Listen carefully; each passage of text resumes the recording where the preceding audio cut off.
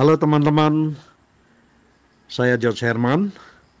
Atas permintaan beberapa teman-teman UKM yang semula melakukan usahanya sendiri, sampai saatnya sudah merasakan ingin berpartner dengan rekan lain untuk melakukan usaha supaya bisa lebih besar, lebih lancar, dan lain-lain.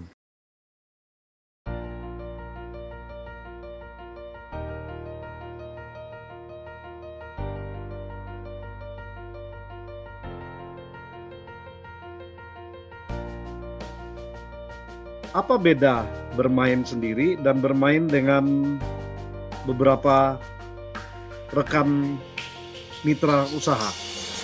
Waktu kita sendiri mengambil keputusan, mengambil kebijakan, itu pun kalau memangnya tergantung besarnya organisasi kita, kemudian tergantung seberapa keterlibatan karyawan. Kadang-kadang kita tidak bisa semena-mena mengambil keputusan sendiri. Kita harus berunding, kita harus mengajak bicara teman-teman yang ikut menjadi anak buah kita, supaya dia dalam menjalankannya merasa memiliki, tidak main putuskan jalan, rubah sana, rubah sini. Jadi dalam hal pengambilan arah, pengambilan keputusan, itu bermain sendiri pun sudah harus hati-hati.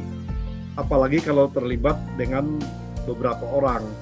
Biasanya ketidaksepakatan tentang arah, tujuan, dan kalau sudah berhasil mau diapakan, itu menjadi masalah. Kita banyak melihat bahwa orang kongsian usaha, waktu susah mereka karena setup-nya bagus, bareng, bagus, luar biasa jalannya. Begitu sudah berhasil, bingung mau diapain, pecah waktu sudah berhasil. Ada yang waktu zaman susah pecah, ada. Jadi sebenarnya mengapa kemudian orang lebih senang sendiri, sedangkan ada orang lain yang begitu mudah kerja bersama-sama gitu. Apalagi zaman-zaman anak-anak milenial sekarang, mereka sangat mudah bekerja sama, berkolaborasi, bergabung, 1-2 proyek bisa bergabung lagi, mudah sekali gitu, mudah sekali. Dan hebatnya bisa lebih banyak yang langgeng daripada yang bubar dibandingkan dengan generasi sebelumnya. Jadi saya mau mulai mengupasnya dari sudut pandang, kalau kita olahraga itu sport ya, kita pakai cara alamiah saja, sama pakai cara olahraga yang benar kan pasti lebih bagus yang menurut sport science kan ya. Yang bakat alam dilatih, kalau mau olimpiade tuh pakai cara alam aja nggak cukup, harus pakai cara yang ilmiah gitu sportnya. Jadi harus pakai cara sport science. Nah ini sama, teori berusaha, teori berorganisasi dan lain-lain itu datangnya dari praktek juga kan, dari praktek yang dikristalisasi menjadi teori. Dan sebuah teori tentunya bekerja, berlaku kalau asumsi yang mendasarinya berlaku. Begitu asumsinya berubah, teorinya nggak berlaku lagi.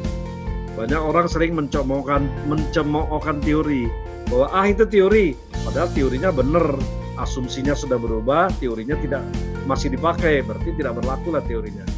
Jadi teori itu tidak salah.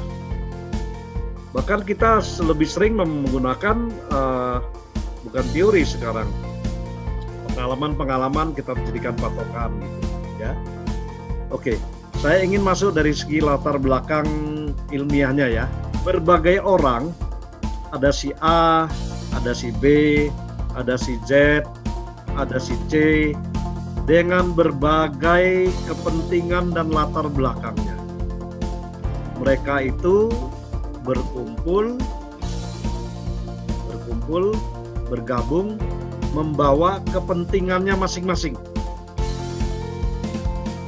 Beda-beda.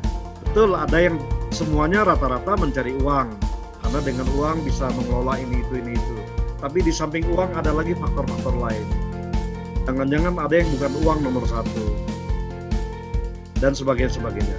Mereka berkumpul, bergabung, sehingga mereka sepakat untuk merumuskan nomor 2, tujuan bersama. Harus ada saling ketergantungan. Tidak bisa satu terlalu kuat, yang lain terlalu lemah, atau tidak ada saling ketergantungan. Ada lu, nggak ada gue, nggak apa-apa, ya nggak bisa. Maka kerjasamanya akan rapuh. Maka harus dirancang sedemikian supaya saling ketergantungannya betul-betul mutlak.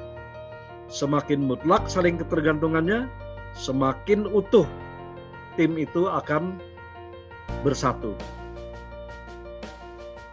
Yang keempat adalah bagaimana harus dirumuskan peran dan antar peran. Ada yang modal, ada yang ahli mesinnya, ada yang apa. Harus jelas sekali siapa memainkan peran apa, dalam keadaan yang berubah seperti apa. Sekarang perubahan dan ketidakpastian sudah begitu menjadi kenyataan sehari-hari. Kira-kira 4 tahun yang lalu itu baru saya sampaikan, saya ajarkan, itu harus diantisipasi. Perusahaan-perusahaan yang mengantisipasi sedang menikmatinya sekarang, dan sekarang ini harus menjadi makanan sehari-hari. Perubahan dan ketidakpastian, di mana kita harus terus bertransformasi, berubah wujud. Nah, perannya apa di sini? Harus jelas sekali dari awal. Kalau kurang jelas, itu juga akan menimbulkan salah paham, salah pengertian, dan ribut satu sama lain. Baru setelah 1, 2, 3, dan 4 ini jelas sama-sama terdefinisi, barulah kita bicarakan hubungannya seperti apa. Banyak orang yang terbalik, begitu ketemu langsung ke nomor 5, sehingga begitu berjalan nggak jelas, mauku begini, mauku begini, nomor 1-nya dipermasalahkan. Maksudku tujuannya nggak begini, tujuannya baru dipermasalahkan. Terus ini sudah pinter sendiri, udah bisa sendiri, kabur, melepaskan ini itu. Atau tidak peduli orang lain seperti apa di dalam kerjasamanya. Perannya ada yang mau enaknya. Saya lagi menghadapi satu klien yang buka kafe di zaman COVID ini, PSBB ini justru meledak luar biasa, tapi main hancur lebur, bicara soal prosedur dan lain-lainnya hancur lebur. Karena peran dan perannya main kedebak-kedebuk. Akhirnya laku keras tapi amburadul luar biasa. Jadi 1, 2, 3, dan 4 harus jelas sekali dulu seperti apa, baru dirumuskan bisnisnya mau kayak apa. Bukan terbalik gitu. Karena ketidakberesan hal ini akan menjadi penyebab bubar. Di zaman bisnis masih stabil, di mana produksinya rata, stabil, langganannya meningkatnya pun linear, tidak gedebak-gedebuk, peran yang relatif fix itu memang bisa jalan. Tapi sejak 4-5 tahun terakhir ini, ketidakpastian dan perubahan cepat semakin terjadi. Sebetulnya kalau saya mengajarkan, job description sudah harus ditinggalkan. Karena job description itu limitatif, dia sangat membatasi. Bicara peran. Saya kasih contoh saja. Main sepak bola paling gampang, semua orang nonton bola ya. Ada penyerang, bisa 2, bisa 3. Ada gelandang tengah, gelandang kanan, gelandang kiri. Ada back, ada kiper. Apakah gelandang tengah tidak menyerang? Kan saya gelandang tengah. Apakah kalau pertahanan agak sedikit kedodoran, penyerang nggak mau mundur ke garis tengah? Yang garis tengah ke belakang. Sedangkan back kita sudah kewalahan. Yang tengah mundur membantu back. Yang penyerang menjadi mundur ke tengah, tapi ada 1 tersisa supaya kalau umpan lambung dia bisa ambil. Itu strategi yang, itulah skenario-skenario yang harus dibangun. Berdasarkan skenario-skenario yang dibangun, di situ didefinisikan, dirumuskan peran. Contoh ya, contoh langsung. Penyerang adalah bagaimana memasukkan bola ke Dia sebagai ujung tombak.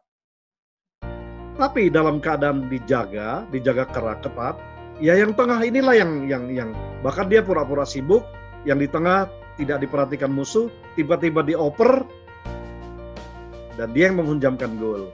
Nah, peran-peran tik-tak-tik-tuk seperti itu didefinisikan. Saya pakai bahasa pasar ya. Kalau gua lagi keteter, lu yang masuk ya. Kalau lu yang begini-gini ini, gua begini. Itu perannya masing-masing. Sehingga tidak ada lagi langkah 1, langkah 2, setelah ini apa, nggak ada lagi.